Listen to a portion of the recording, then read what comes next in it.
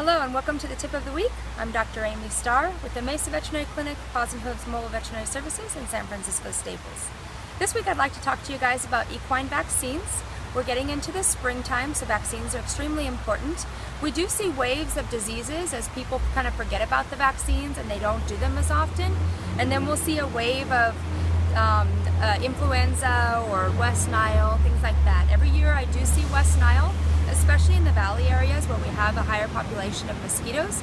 Right now we actually have an outbreak of rhino going around in the different rodeo circuits and ropings.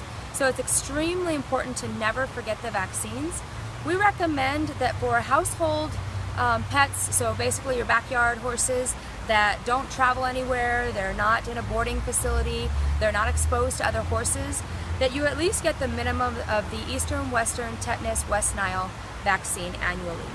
For those horses that may either be in a boarding facility or maybe they go to the occasional roping, maybe a gymkhana or an occasional trail ride with friends, you do want to do the biannual vaccine. So in the springtime you need to get the Eastern, Western, Tetanus, West Nile, and rhino flu. And in the fall you need to booster that rhino flu.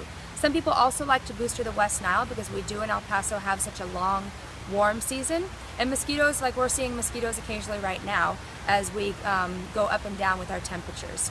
So that's totally fine if you want to booster that. For those horses that are actual performance horses, maybe they're race horses or high-end rodeo horses, roping horses that are traveling a lot, you actually want to booster that rhino flu 4 times a year. Very important. And then don't forget about the rabies.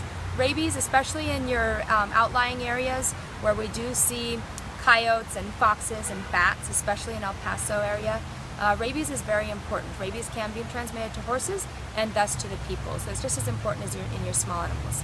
Some of the other viruses we don't see as commonly in El Paso, so we can talk on a one-on-one basis about those. But that just kind of gives you an overall view of what the basics are and when they're needed. So please go ahead and start getting your appointments for your spring vaccines.